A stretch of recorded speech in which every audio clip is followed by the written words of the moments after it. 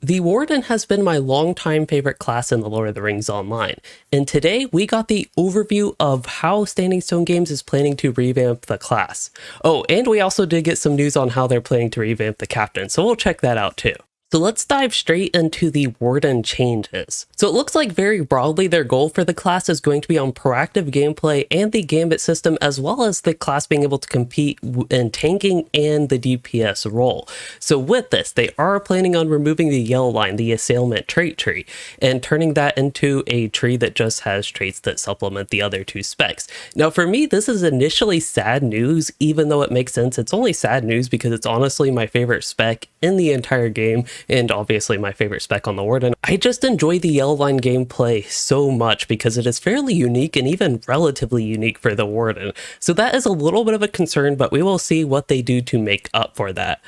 Before I continue on, I should point out this is just an overview of the changes for both the Warden and Captain, and we will be getting more details on the changes for both the Warden and Captain, a little bit more specificity at a later date. I also want to say that I really appreciate this developer diary from OnMacMahal because it is great to have this information before the changes even come to beta, so we can get a general idea of what is going on with the class and especially what the goals are. I think that is one really important part of these. But now to get back to the more general overview for the Warden, they are talking about tanking, and one of the issues with Warden tanking is they have a lack of defensive cooldowns. So besides that, there isn't much for like what they're going to do to combat that, but perhaps Wardens will get more cooldown abilities, especially for tanking Wardens. They also talk about gambit chains, which are definitely underutilized. I would actually be excited to have gambit chains have meaningful impact on your gameplay. So with the way the gambit chains currently work, they are wanting to make them a little bit more general, flexible, and meaningful in how you do your gambit sequences. Now for DPS Wardens, this is where it gets really sad for me actually. Seize the Moment is going to be removed from the game. Seize the Moment is perhaps my favorite trait in the entire game. We already have the yellow lines, my favorite trait tree, and now we have Seize the Moment being my favorite trait also being removed. Now I can see why it's being removed. It's not necessarily what I would describe as healthy gameplay, even though I love it so much, because it's so much fun when you actually have Seize the Moment proc, but then you have this period in combat where you don't actually have your Seize the Moment proc, and your gambit masteries have their normal cooldown. While there's of course a balance there, and it's really like fast-paced gameplay versus relatively slow-paced gameplay, it overall isn't necessarily the most healthy because it is very two different extremes within your gameplay sequence as a Warden. So what I'm really hoping is with the changes that OnMacMahal is talking about here, with Seize the Moment being removed, is they will have a new skill called Rapid Techniques, and they'll have a new straight Strong Foundations, which will make your builders reduce the cooldown of mastery skills. So hopefully there's still some of that flavor with Seize the Moment and some of that excitement. That's the big thing with Seize the Moment, having the excitement of being able to spam your gambit masteries. Hopefully that is still kept within the gameplay with these changes. Otherwise, if I'm going to be perfectly honest, it's possible that the Warden becomes less fun if this does not actually work out well. They also talk about one of the aspects of the Warden being a distinct lack of instant damage, which I don't even find necessarily a problem. Of course, it's a drawback of the class. Like one of their benefits is high damage over time, but then of course with that benefit you have to have some sort of drawback, which here to balance it overall, which is going to be a lack of instant damage. And it looks like they're also looking at consolidating some of the effects because the Wardens, let's be honest, do have a lot of effect clutter. So it looks like with the removal of the specialization for the yellow line, while you still have the trait tree and of course the traits there, it looks like the main goal of those is that you can still get bonus range damage, which is good. We still have ranged Warden. That was definitely a concern for a moment there. There are also going to be debuff effects. I'm wondering if they're going to expand on what the Warden has right now. That could actually definitely be very exciting, and then also some utility out of those traits. And while again I am sad, just to repeat myself, that we are losing the yellow line assailment, as the developer says here, the specialization doesn't really have a meaningful impact on your playstyle relative to what you do in redline, because in either spec you can actually switch between melee and range stance, and let's be honest, you spend a lot of time in melee stance in yellow line Warden, at least out of landscape and in group content. And even if you are playing the red line, you could spend a lot of time in the assailment range stance in landscape. And yes, one of the reasons the yellow line is so popular, and one of the reasons I like it so much, is because of the, not necessarily the debuffs, I mean that's useful, but it's not the most exciting, but all the effects that come in the yellow line that if they were actually in the red line, as he says here, that would definitely benefit the red line spec.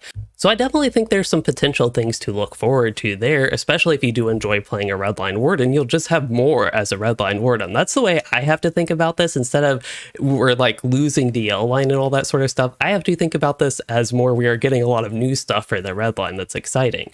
And then one interesting note here is if you do prefer to play a ranged Warden, you can still do that. But if you are a Redline Warden, Recklessness Warden, then there are actually be range damage traits in the Recklessness tree. So it looks like you'll have to pick and choose maybe range damage versus melee damage traits in the Redline tree.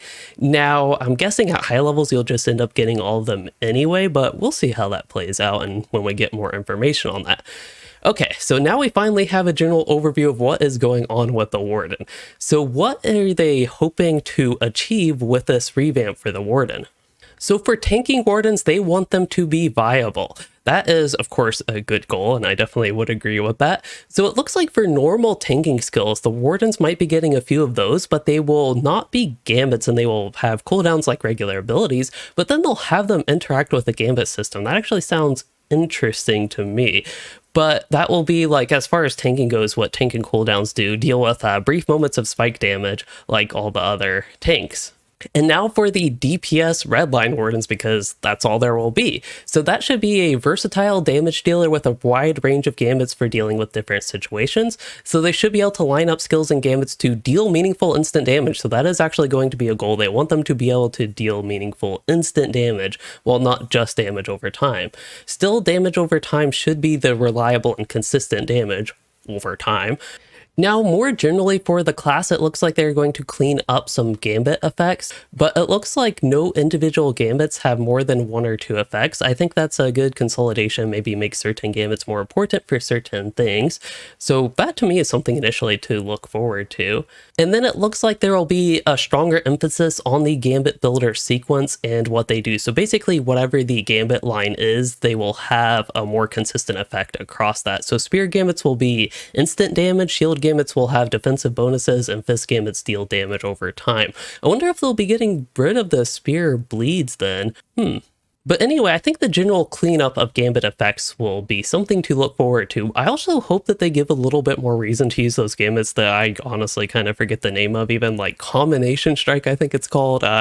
Goad is the one that has the potential to daze or stun. I think it's a daze or a knockout. But anyway, the whole point is I would actually look forward to seeing some of those gambits have a little bit more emphasis in combat and maybe reason to use them. And then I actually think this is a very great change for Wardens, even though it might seem a little bit odd compared to what we have now, is that they will have the old leveling paradigm for the way Wardens worked when you leveled up. So you'd first get your 2 length gambit skills, then you'd get your 3 length and 4 length and so on with the 5 length gambit skills. It looks like they're hoping to have all of this in state for the Warden by the time you get level 50. And the reason I think that this is a great change is exactly why they said here, because this will make the class a little bit more manageable for people stepping into it for the first time and not really knowing these gambits when you're like suddenly throwing gambits that don't really make sense. Well, it's awesome, to be honest, to get Surety of Death at level 16. It doesn't make too much sense that you get that 4 length gambit skill before you get other ones, even other like 3 length gambit skills. So yeah, even though I still hold a little bit of concern with some certain aspects of what we have heard so far, it's honestly overall looking really good. We'll have to see what the details if this all actually works out, but I think they have some solid goals for a foundation of this Warden Revamp, which is really great to see. Now, moving on, we do have some details on gambit chains and advanced techniques. So that will be our last section for the Warden before we do eventually get to the Captain. So first off here with the gambit chains, those will be staying with the class and then more flexibility. So it looks like the general idea of gambit chains will still be the same. You use a 3 gambit sequence, so you'll use a 2 length gambit, 3 length gambit, and then you'll use a 4 or 5 length gambit. Honestly, I've never been the biggest fan of the 4 or 5 part. I guess that's something that is going to be sticking around though. And it looks like doing the gambit change will improve the damage, healing, and buff durations for the various effects that your gambits give. So that's still the general idea of how they were initially implemented. So hopefully the effects actually make it worth using those. It actually looks like this is very interesting, but the gambits that you use for these will no longer have to be a part of a specific gambit chain. So that's actually very interesting to me. So you could use, as they say here, Persevere, which is 2-1, Maddening Strike, I think is 3-1-3, and then Spear of Virtue being 3-1-3-1. And then just another example of that. But what ultimately happens is the second gambit that you use in the sequence will get some benefit from being a part of the gambit change, and then the final one will also get some benefit from being in the gambit chain. Now the last one in the gambit chain will grant you 1 count of advanced technique. So I guess there are multiple counts of advanced technique you can get. We'll see how that works. And then the final note here, though, is that the potency gambits, so 1, 1, 2, 2, and 3, 3, will not count towards the beginning of a chain, which I think overall makes sense with the way they work in the game. Actually, that reminds me, I wonder if they're going to be keeping battle memory, because that adds a layer of complexity to the Warden. It sounds like with all this stuff with advanced techniques, that could be an extra layer of complexity with how these things will work, but we'll see. But yes, to finally get to advanced techniques, several new Warden skills will be normal skills bound by cooldowns rather than gambit skills requiring builders. So these will have short, strong effects and moderate cooldown times. So instead of being freely available at full strength, their potency will be driven by advanced technique. So all of these actually require 1 advanced technique to be able to use in the first place, and then they will consume all the advanced technique. This honestly sounds a little bit actually like Fervor for the whatever class has Fervor. Setting that aside, it sounds like it will work a little bit like that. So you can have up to 3 of these advanced technique tiers, and you will consume all of them once you use one of those advanced technique abilities. I'm guessing this will be a way to give Wardens a strong burst heal, strong burst damage, and other things kind of like that. And I honestly really like the idea of the way the advanced techniques are described here, because it is something that interacts with the gambit system, but it gives you something to be able to do outside of the gambit system a little bit more on the fly and in case of emergency, basically. So yeah, while I proceeded with caution, there's definitely a lot of exciting things for the Warden, and I am really looking forward to some more details. So when we do get more details from On Magma Hall, I will definitely be making a video on that, and a video focused solely on the Warden. And I'll actually do the same thing for the Captain whenever we get that as well. But yes, it is time to get to the Captain.